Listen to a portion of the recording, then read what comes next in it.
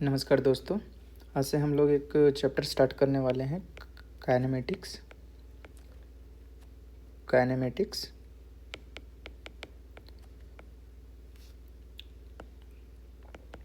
और ये जो चैप्टर है, ये चैप्टर को मैं बोर्ड लेवल है ना, एंड जेई नीट यहाँ तक के लेवल तक मैं पढ़ाऊँगा।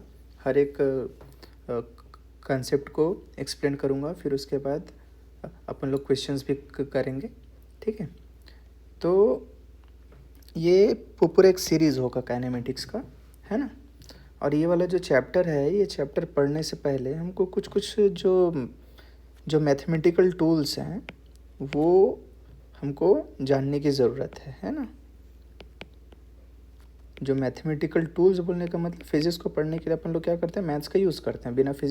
बिना मैथ्स के तो फिज़िक्स को अपन लोग पढ़ ही नहीं सकते, वो एक जस्ट फिलॉसफी टाइप का हो जाएगा। बाकी हम लोग को मैथ्स चाहिए फिज़िक्स को पढ़ने के लिए, तभी हम ज़्यादा बेहतर तरीके से फिज़िक्स को पढ़ सकते हैं। तो ये जो चैप्टर है, ये चैप्टर को पढ़ने के लिए आपको कुछ जो बेसिक कंसेप्ट्स है, वो जो अलजेब्रा होता है, ये अलजेब्रा आपको आना चाहिए, है ना। और उसके बाद एक है ट्रिग्नोमेट्रिक, है ना, ट्रिग्नोमेट्री। फिर उसके बाद है अपना थोड़ा जियोमेट्री भी आना चाहिए आपको, ठीक है। और है कैलकुलस, ठीक। और उसके बाद है एक वेक्टर। ये जो टॉपिक्स हैं, ये टॉपिक्स आपको आने चाहिए, तभी आप ज़्यादा बेहतर अच्छे तरीके से चीज़ों को सीख सकते हैं ये पर्टिकुलर चैप्टर में, ठीक है।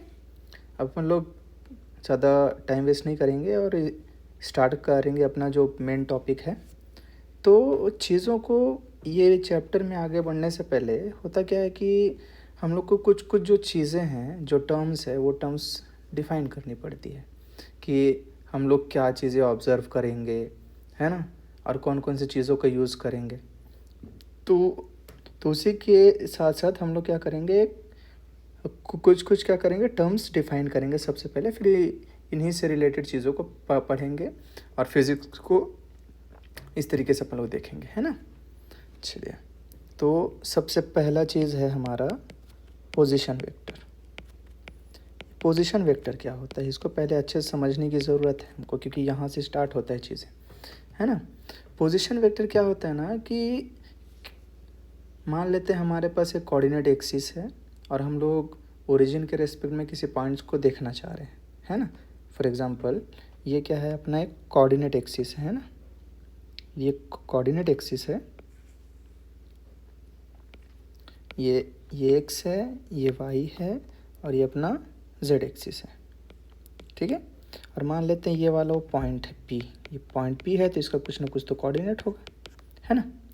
तो पोजीशन वेक्टर क्या होता है, ओरिजिन के रेस्पेक्ट में ये जो पॉइंट है, इसका पोजीशन क्या है, ये पोजीशन के बारे में बताता है ना। किसके रेस्पेक्ट में, ओरिजिन के रेस्पेक्ट में। ये अपना ओरिजिन ओ है और ये पॉइंट पी है, तो ये जो ओपी वेक्टर बनेगा, ये ओपी वेक्टर को हम लोग क्या बोलेंगे, पोजीशन वेक्टर। क्या बोलेंगे इसको, position vector of P. Just position vector बोल दिया, मतलब समझ जाना है कि ओरिजिन के रेस्पेक्ट में ही है, ठीक है। अच्छा, शब्दों में क्या लिखेंगे हम लोग, a vector which represents the position of any point, the position of any point with respect to origin, ठीक है। तो ये है पोजीशन वेक्टर, है ना। तो ओपी हमारा क्या है, पोजीशन वेक्टर है। अब पोजीशन वेक्टर है भाई, तो इसको लिखेंगे कैसे, है ना। जब तक उसको रिप्रेजेंट ना करें, किसी डेफिनेशन के साथ लिखेंगे नहीं, तब तक उसको पहचानेंगे कैसे, है ना। तो इसको सिंपल से लेंगे, सिंपल से भाषा में जो उसका कोऑर्डिनेट होगा, है ना, उस कोऑर्डिनेट के साथ हम लोग, एक्स कोऑर्डिनेट है तो उसके बाजू में लिख देंगे आई प्लस लगाएंगे, फिर उसके बाद वाई कोऑर्डिनेट को लिखेंगे, फिर उसके बाजू में लिखेंगे जे, और उसके बाद जो जेड कोऑर्डिनेट होगा उसके बाजू में लिख देंगे के। तो ये जो ओपी वेक्टर है बाय डेफिनेशन बोला जाए इसको, है ना, बाय डेफिनेशन ओपी वेक्टर को लिखा जाएगा ऐसा, इसका जो एक्स एक्सिस है उसके बाजू में लगाएंगे आई, वाई एक्सिस है बाजू में लगाएंगे जे, और जेड एक्सिस है बाजू में लगाएंगे क्या, के। ये जो चीज़ लिख रहे हैं यही रिप्रेजेंटेशन होता है कि इसका पोजीशन वेक्टर का, है ना, कि इसका होता है पोजीशन वेक्टर का। जैसे एक एग्जांपल अगर देख लें हम लोग, फॉर एग्जांपल ये अपना कोऑर्डिनेट एक्सिस है ना, ये अपना कोऑर्डिनेट एक्सिस है, ये एक्स है, ये वाई है, और ये मान लेते हैं जेड है, ठीक है। ये वाला पॉइंट पी है, ये पॉइंट मान लेते हैं 1, 2, 3 है। तो इस पॉइंट का पोजीशन वेक्टर क्या होगा, है ना, क्या करेंगे, ओरिजिन से एक लाइन ड्रॉ करेंगे इस पॉइंट के लिए जो कि एक वेक्टर होगा, है ना, जो कि एक वेक्टर होगा, ये पॉइंट पी तक जाएगा, है ना, और इसको मैं नाम दे दूंगा ओपी वेक्टर। तो ओपी वेक्टर को क्या लिखेंगे, इसका जो कोऑर्डिनेट है 1 है तो 1 इंटू आई, फिर लगाएंगे प्लस, फिर क्या 2 इंटू आई, फिर लगाएंगे क्या जे, और 3 है तो 3 के। मतलब क्या ओपी वेक्टर क्या हो जाएगा, आई प्लस 2j प्लस क्या 3 के। जैसे कि एक और देख लेते हैं,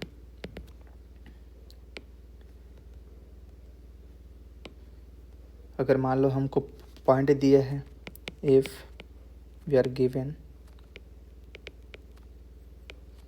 points, find the position vector of each point, है ना। Position vector associated with each point बोल सकते हैं आप ऐसा बोल के, तो ये लैंग्वेज को आप समझ लीजिए। जैसे फर्स्ट है 1, 2, 3 जो कि पहले बना चुके हैं, है ना, 2, -1, 0, तीसरा है मान लेते हैं 0, 2, 5, चौथा है मान लेते हैं -1, -2, -6, ठीक है। तो इसका क्या हो जाएगा पोजीशन वेक्टर, जो भी है इसको पोजीशन वेक्टर नाम दे देते हैं, ए वेक्टर नाम दे देते हैं, है ना। तो क्या हो जाएगा आई प्लस 2j प्लस क्या 3k। इसका क्या हो जाएगा, इसको बी वेक्टर नाम दे देता हूँ, जो भी पोजीशन वेक्टर नाम ही तो है, नाम तो कुछ भी दे सकते हैं। अगर 2i माइनस है तो माइनस रखा जाएगा, प्लस क्या 0k, अब 0 लिखने की ज़रूरत नहीं है तो क्या लिख देंगे हम लोग 2i माइनस j, और k लिखने की ज़रूरत नहीं है। इसको सी वेक्टर में नाम दे देता हूँ, और 0 लिखने की ज़रूरत नहीं है जो कि एक्स कोऑर्डिनेट है तो i के साथ नहीं लिखेंगे, है ना। तो जाएगा 2j प्लस क्या 5k। इसको मैं डी वेक्टर नाम दे देता हूँ, और ये क्या हो जाएगा हमारे पास -i -2j और -6k। तो ये जो कहानी था ये था पोजीशन वेक्टर की कहानी, है ना, जो कि क्या बताता है एक्चुअल में, किसी भी पॉइंट का पोजीशन बताता है, किसके रिस्पेक्ट में, ओरिजिन के रिस्पेक्ट में। अच्छा, एक और लैंग्वेज आप यूज़ कर सकते हो और करके इसका अलग डेफिनेशन है, अल्टरनेट डेफिनेशन, लेकिन दोनों का मतलब सेम ही है ना, उसमें जस्ट आई जे के नहीं रहता है ना। तो इसको आप ऐसा भी लिख सकते हो, वेक्टर बोल दिया मतलब आई जे के फॉर्म में लिखना है। और अगर जस्ट पोजीशन बोला तो पोजीशन क्या रिप्रेजेंट कर रहा है, position means coordinate of a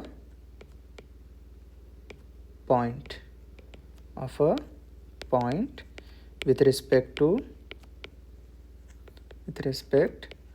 to reference system. अब रेफरेंस सिस्टम क्या होता है आपको पता ही है ना। रेफरेंस सिस्टम क्या है, वही जो XYZ जो कोऑर्डिनेट होता है। अगर पार्टिकल का जो पोजीशन है अगर दो अलग अलग कोऑर्डिनेट सिस्टम से देखें तो उसका कोऑर्डिनेट चेंज हो जाएगा, क्योंकि अगर आप रेफरेंस सिस्टम चेंज करोगे तो पोजीशन भी चेंज हो जाता है। जैसे एग्जांपल के अगर इसको आप ऐसा भी सोच सकते हैं कि मान लेते हैं यहाँ पे एक इंसान खड़ा है ए पॉइंट पे और एक यहाँ पे कोई गाड़ी खड़ी है फॉर एग्जांपल, और ये दोनों के बीच की दूरी है 10 मीटर। और यहाँ पे कोई दूसरा इंसान है और ये दोनों के बीच की दूरी है 50 मीटर। तो अगर इसका पोजीशन देखूँ, ये गाड़ी का पोजीशन ए और बी के रिस्पेक्ट में, तो ऑब्वियस सी बात है ए देख रहा है तो ए के रेफरेंस अलग है और बी जो है दोनों का रेफरेंस सिस्टम अलग अलग है ना। हाँ, तो पोजीशन भी क्या हो जाएगा, दोनों का, इस कार का दोनों रेफरेंस सिस्टम से पोजीशन क्या हो जाएगा, अलग अलग हो जाएगा। लेकिन ये जो पॉइंट है, ये पॉइंट ही अलग अलग हो जाएगा ना। हाँ, तो ये मत समझना कि जो मैं कोऑर्डिनेट बोला हूँ ये कोऑर्डिनेट फिक्स रहता है किसी भी पॉइंट का। आप रेफरेंस सिस्टम चेंज करोगे तो कोऑर्डिनेट जो है पॉइंट का वो भी चेंज हो जाता है, लेकिन रेफरेंस सिस्टम चेंज करने से हमारा जो फिज़िक्स है वो चेंज नहीं होता है। ठीक है, चलिए थोड़ा और आगे बढ़ते हैं। पोजीशन वेक्टर समझ में आ गया। अब पोजीशन वेक्टर के बाद एक और टर्म है जो कि बहुत इंपॉर्टेंट टर्म है। जितने भी टर्म्स है अभी हम लोग पढ़ेंगे, उसके बाद अपन लोग फिज़िक्स में आगे बढ़ेंगे। पहले तो चीज़ों को डिफाइन करना पड़ता है ना। तो दो चीज़ें हैं हमारे पास, एक तो डिस्टेंस है एंड डिस्प्लेसमेंट है। डिस्प्लेसमेंट, ये दो भी चीज़ें बड़ा इम्पॉर्टेंट है। ठीक है, तो जो डिस्टेंस होता है ना, डिस्टेंस जो होता है वो कुछ नहीं है।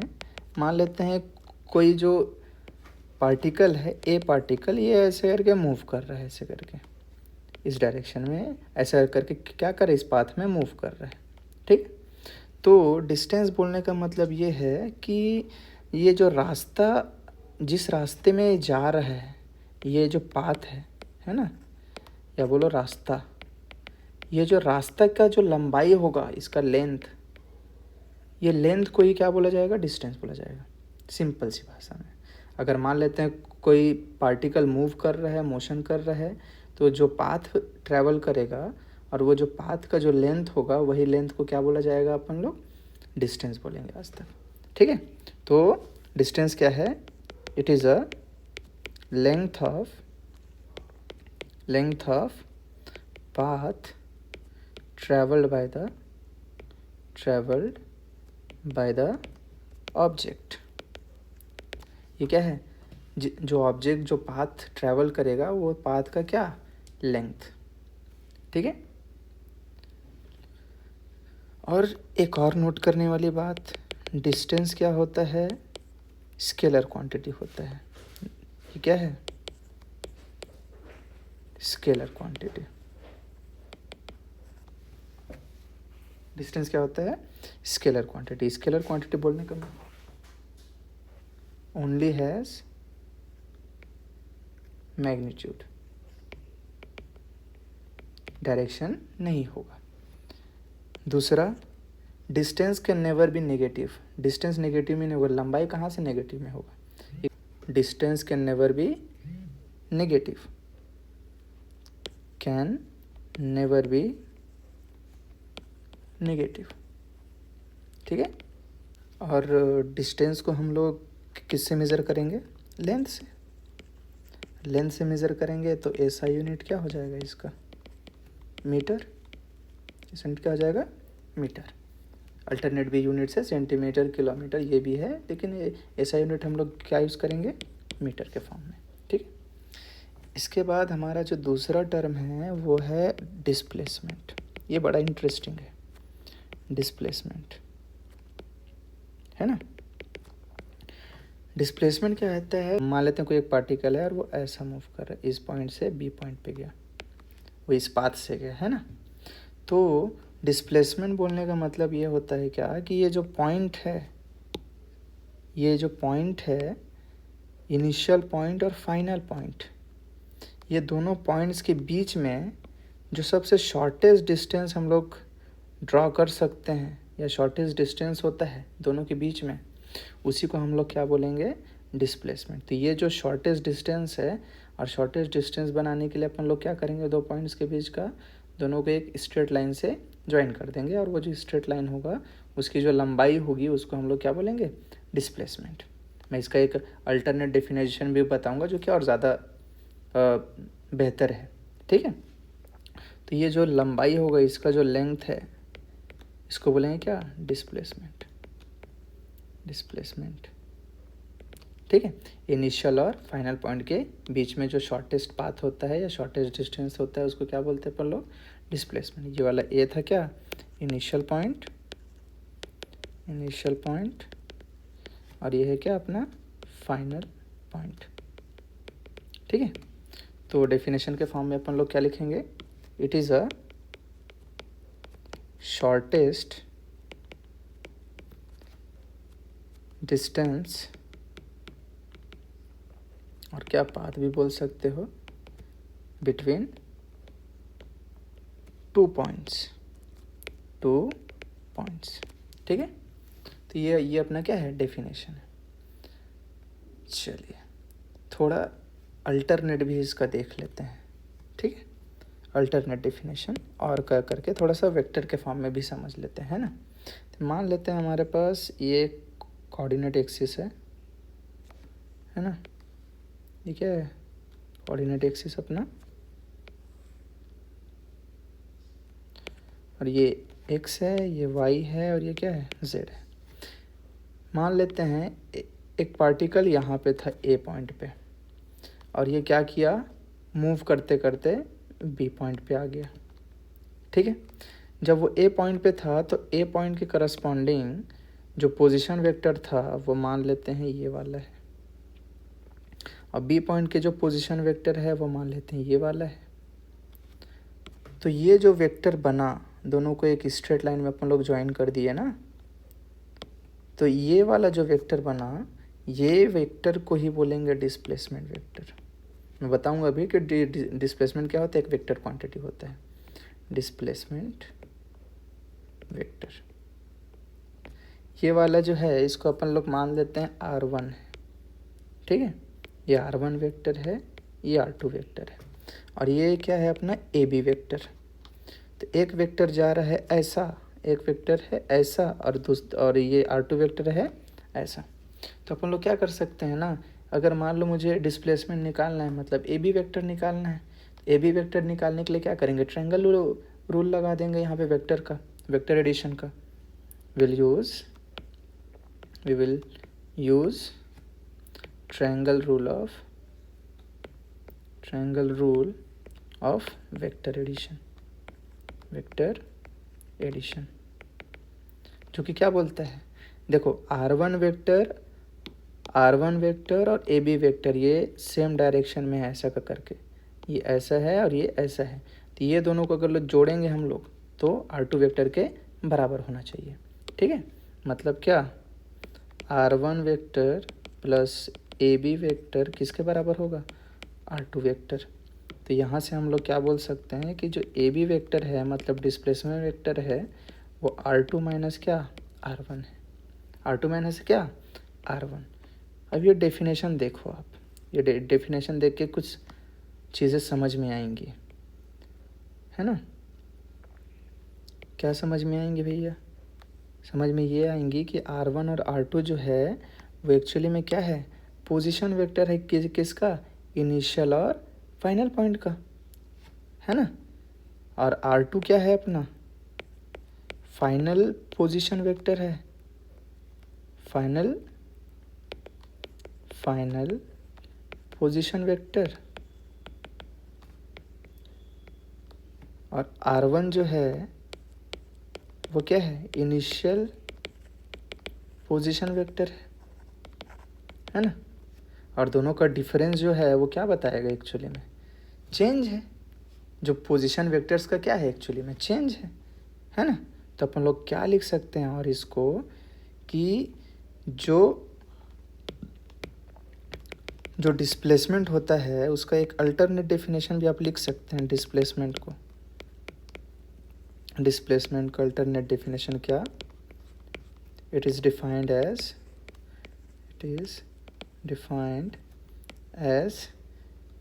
चेंज इन पोजीशन वेक्टर,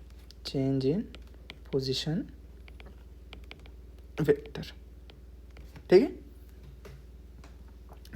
मैं आशा करता हूँ यहाँ तक आप लोग को समझ में आया होगा, ठीक है। चलिए तो अब कुछ नोट करके बातें आप लिख सकते हैं। क्या क्या नोट करना है भैया? सबसे पहला चीज़ तो डिस्प्लेसमेंट वेक्टर निकालेंगे कैसे, है ना। सिंपल सा है, इनिशियल पॉइंट और फाइनल पॉइंट को क्या कर देना है, ज्वाइन कर देना है। तो क्या करेंगे, to find displacement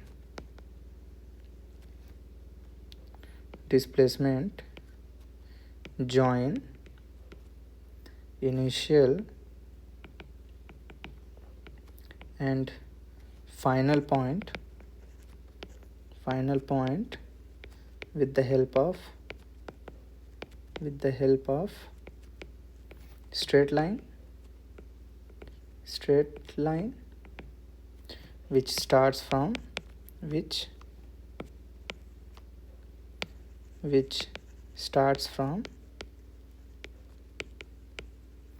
initial point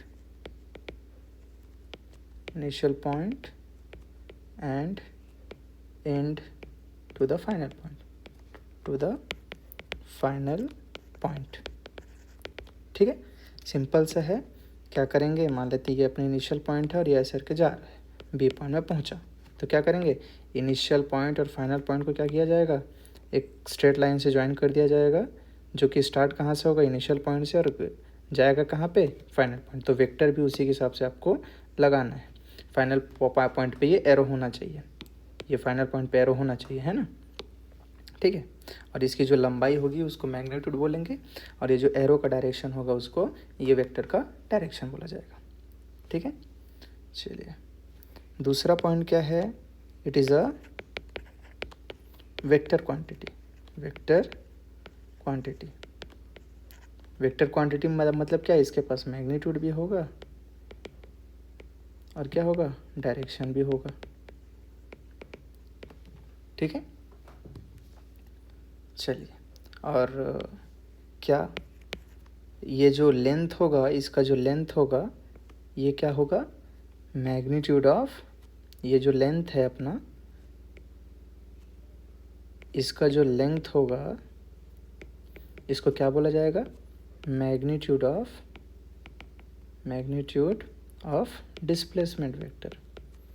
displacement vector. और ये जो एरो होगा, ये जो एरो है ना, ये जो एरो होगा, arrow represents the direction of displacement, direction, ठीक है। तो ये चीज़ें मेरे ख्याल से आप लोग को क्लियर होनी चाहिए, ठीक है। चलिए, एक और चीज़ मैं फाइनली लिख भी दे देता हूँ, displacement is basically a change of position, है ना। तो डिस्प्लेसमेंट को आप ऐसा भी, मैं खैर लिख दिया हूँ एक बार, फिर से एक बार लिखा देता हूँ। डिस्प्लेसमेंट बराबर क्या, फाइनल पोजीशन माइनस क्या, इनिशियल पोजीशन, ठीक। इसको हम लोगों ने देखा भी है।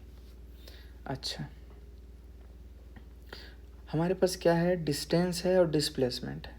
ये दोनों में एक बड़ा अच्छा रिलेशन है। क्या रिलेशन है भैया, कि जो डिस्प्लेसमेंट होगा वो ऑलवेज लेस और इक्वल टू क्या होगा, डिस्टेंस के। डिस्प्लेसमेंट जो है वो डिस्टेंस से कभी भी बड़ा नहीं हो सकता, बराबर हो सकता है, उससे छोटा भी हो सकता है, लेकिन उसके बड़ा नहीं होगा। मतलब उसकी मैग्नीट्यूड के बारे में बात कर रहा हूँ। दोनों तो एक स्केलर क्वांटिटी है, एक वेक्टर क्वांटिटी है, ऐसे कंपैरिजन तो नहीं हो सकता, लेकिन मैग्नीट्यूड में अपन लोग कंपैरिजन कर रहे हैं। तो ये क्या है, मैग्नीट्यूड बोलने का मतलब ऐसे मॉड लगाते रहो, है ना।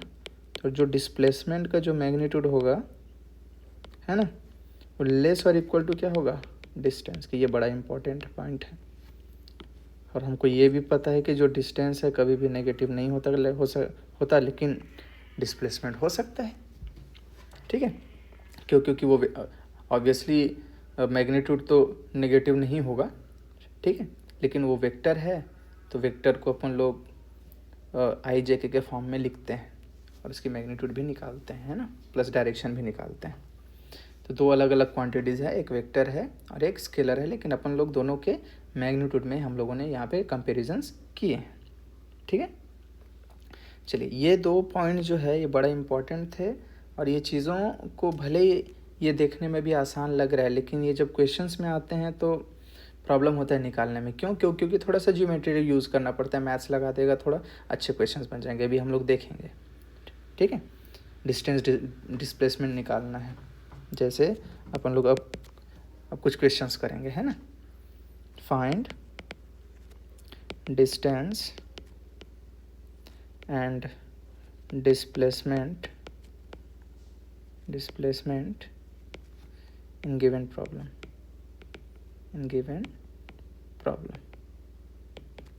सबसे पहला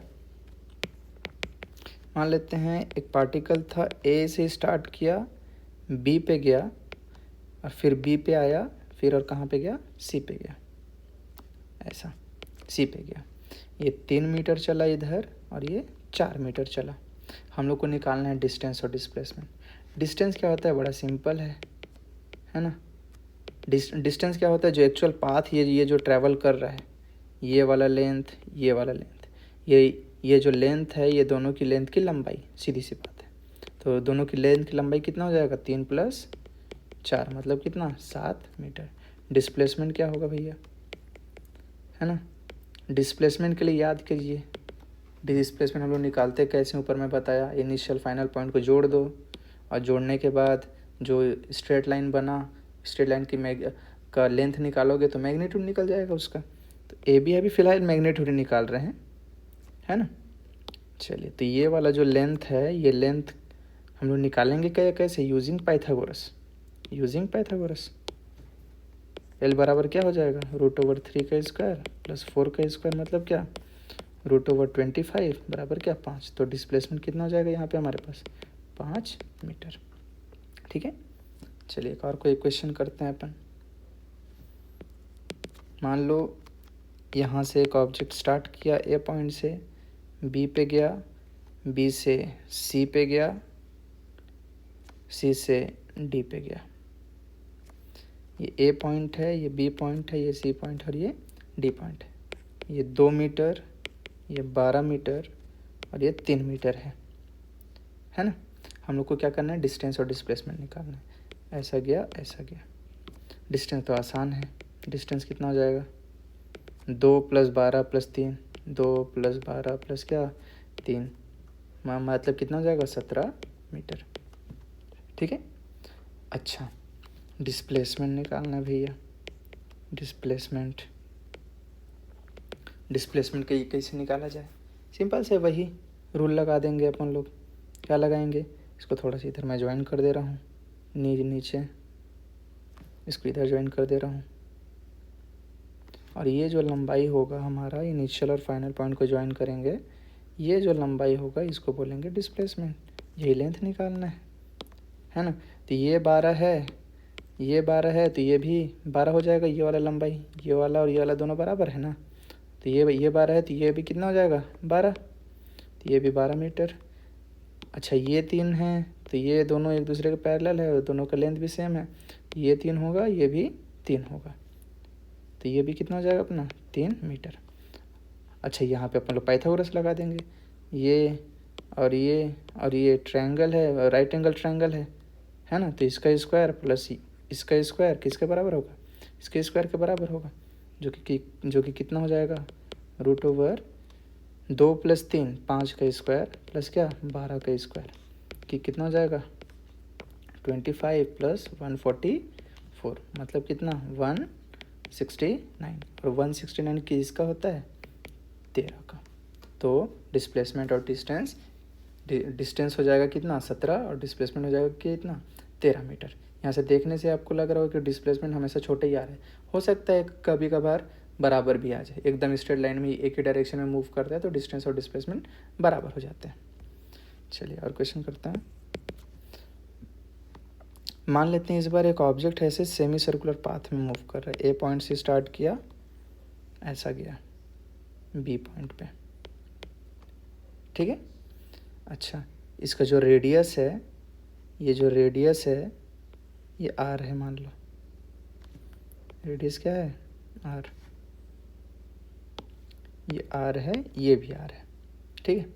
और ये सेमी सर्कुलर है, सेमी सर्कुलर। और पार्टिकल स्टार्ट किया यहाँ से, ये पॉइंट से, और गया कहाँ पे, बी पॉइंट पे, मतलब ये वाला पाथ से गया है। तो डिस्टेंस कितना हो जाएगा, डिस्टेंस मतलब ये सेमी सर्कुलर पाथ का लेंथ। तो सेमी सर्कुलर पाथ क्या, टोटल सर्कल का कितना होता है, 2πr।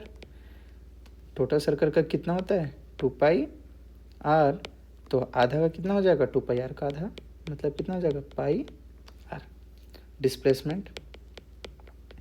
डिस्प्लेसमेंट इनिशियल और फाइनल पॉइंट को क्या कर दिया जाएगा, ज्वाइन कर दिया जाएगा, मतलब ये दोनों पॉइंट्स को ज्वाइन करेंगे, है ना। थोड़ा सा डायग्राम वो बन गया, लेकिन इसको आप लोग समझ लीजिएगा।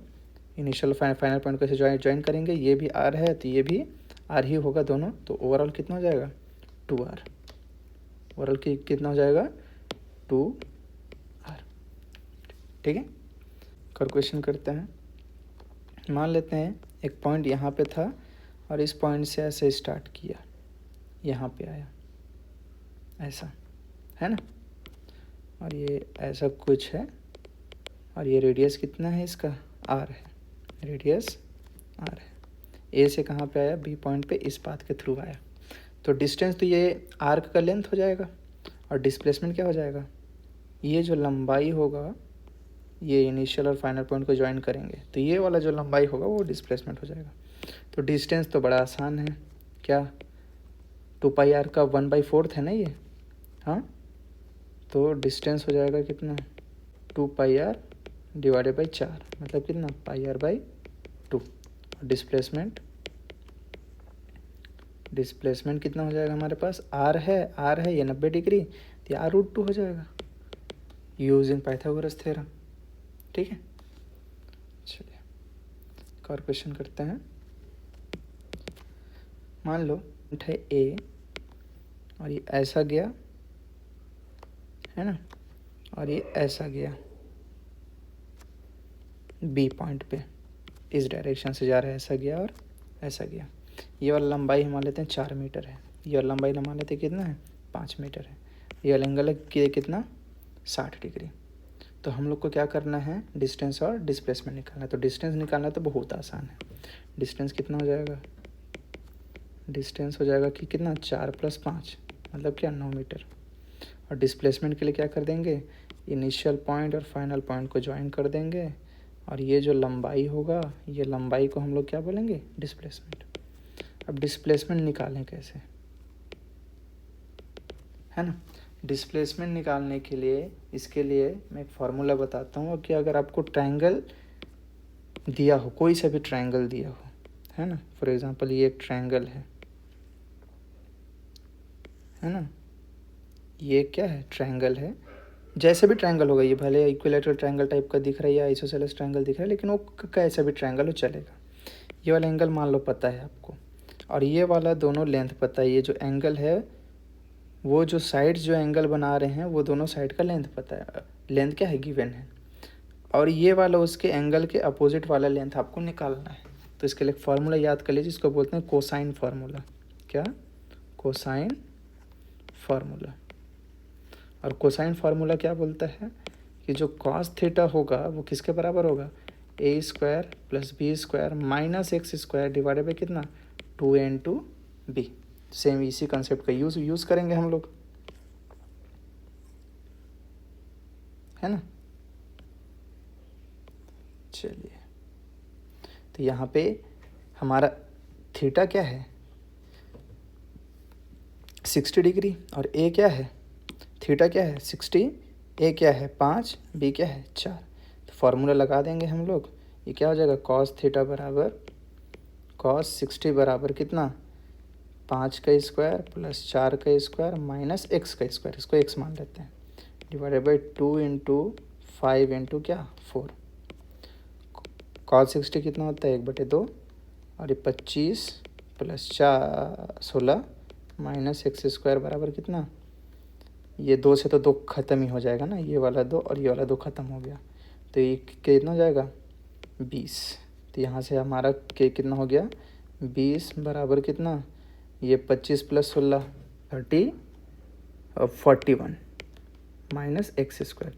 तो x² का वैल्यू कितना, 41 - क्या, 20, x का वैल्यू कितना हो जाएगा, √21 मीटर। ठीक है।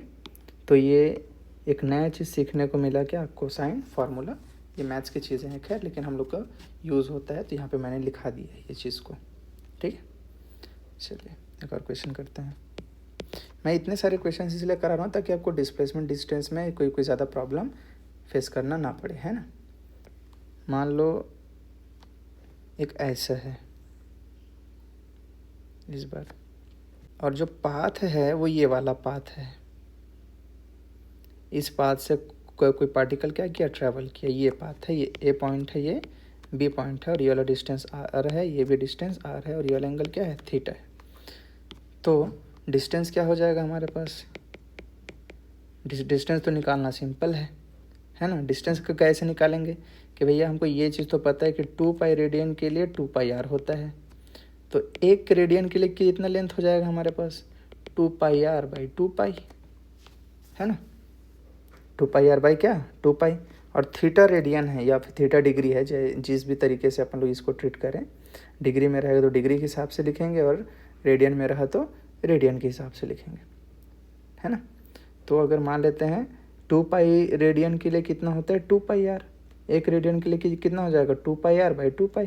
तो अगर थीटा रेडियन है ना, थीटा रेडियन है तो क्या हो जाएगा, आर इंटू क्या, थीटा। आर इंटू क्या, थीटा। एक और फार्मूला होता है, इसको मैं बता देता हूँ। इसमें अगर थीटा दिया है, ये आर दिया है और ये भी दिया है, तो अपन लोग क्या कर सकते हैं, थीटा बराबर आर का अपॉन क्या, रेडियस। ये फार्मूला का लगे यूज़ कर सकते हैं अपन लोग। लेकिन थीटा इसमें क्या होना चाहिए, बहुत इंपॉर्टेंट पॉइंट, थीटा किस में होना चाहिए, theta must be in radian, must be in radian, है ना, रेडियन में होना चाहिए। तो यहाँ से हम लोग का डिस्प्लेसमेंट कितना आ जाएगा, r into theta, r into क्या, थीटा। इस फार्मूला में पूरा पुट कर देंगे सीधी सी बात, ये वाले फार्मूला में। अच्छा, डिस्प्लेसमेंट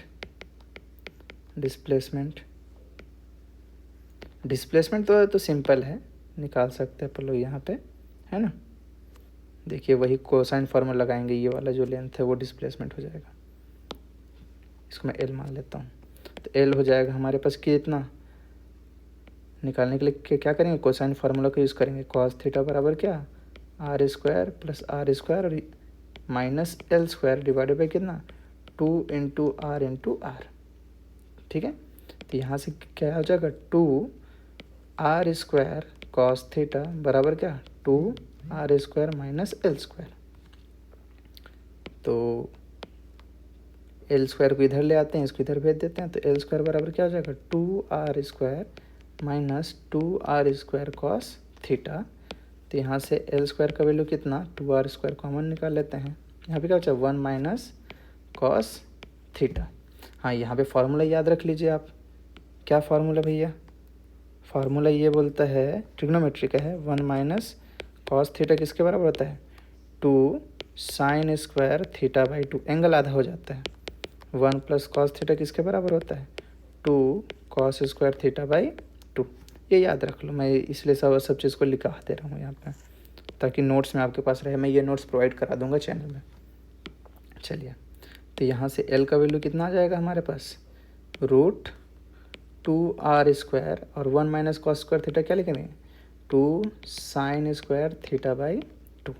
2 2 ज़ा 4, रूट से बाहर आ जाएगा 2, आर स्क्वायर भी बाहर आएगा, साइन स्क्वायर थीटा भी बाहर आएगा। तो एल का वैल्यू कितना आ जाएगा यहाँ से हमारे पास, 2 आर साइन थीटा बाई 2। ये बड़ा इंपॉर्टेंट फार्मूला है, किसके लिए, डिस्प्लेसमेंट निकालने के लिए, है ना। अगर कोई भी सर्कुलर आर्क दिया है तो ये वाला फार्मूला आप निकाल सकते हैं इनिशियल और फाइनल पॉइंट के बीच का लेंथ निकालने के लिए। ठीक है। तो ये कुछ क्वेश्चंस थे, ये क्वेश्चंस आप फिर से बना लीजिएगा एक बार, है ना।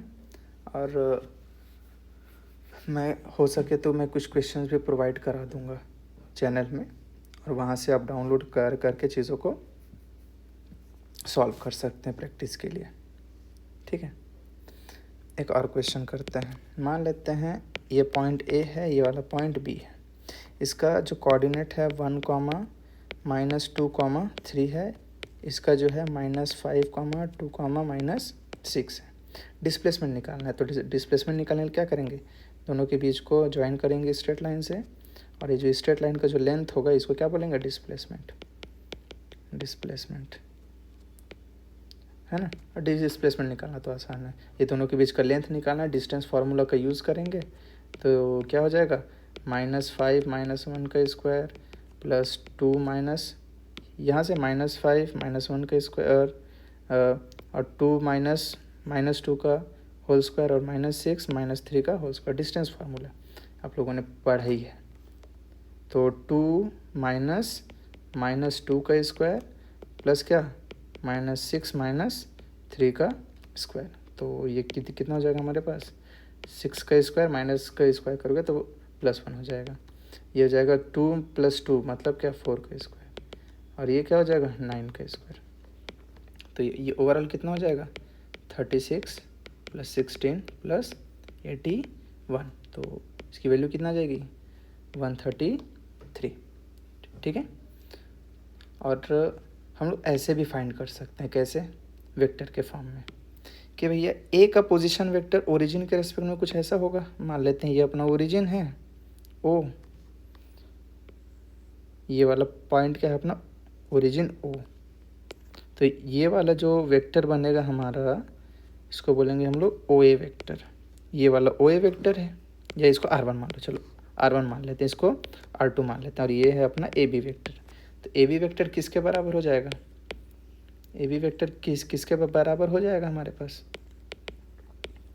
R2 - R1, final position minus initial position, final position B था, इनिशियल पोजीशन क्या था ए, और फाइनल पोजीशन को R2 से रिप्रेजेंट किए हैं और इनिशियल पोजीशन को R1 से रिप्रेजेंट किए हैं। तो ए बी वेक्टर किसके बराबर हो जाएगा, R2 को क्या लिखेंगे, जस्ट सिंपल से -5i + 2j - 6k, और माइनस लगाएंगे, और क्या i - 2j और क्या +3k, तो ए बी वेक्टर क्या हो जाएगा हमारे पास, ए बी वेक्टर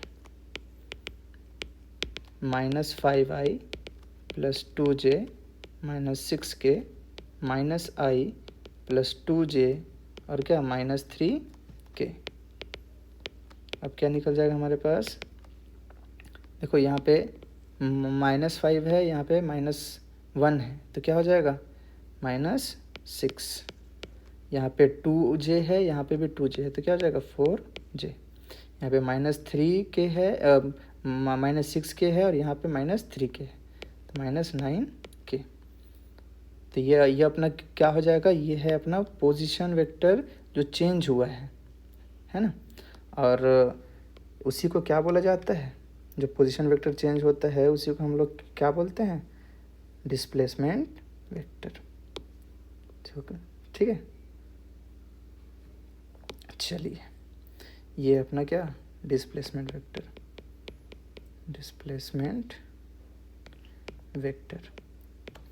और डिस्प्लेसमेंट वेक्टर का अगर मान लो तो मुझे मैग्नीट्यूड निकालना है, तो वही है, मैग्नीट्यूड निकालना तो हमको आता ही है ना, -6 का स्क्वायर + 4 का स्क्वायर प्लस -9 का स्क्वायर, वेक्टर का जैसा मैग्नीट्यूड निकालते हैं तो क्या हो जाएगा 36 + 16 + 81 वही 133।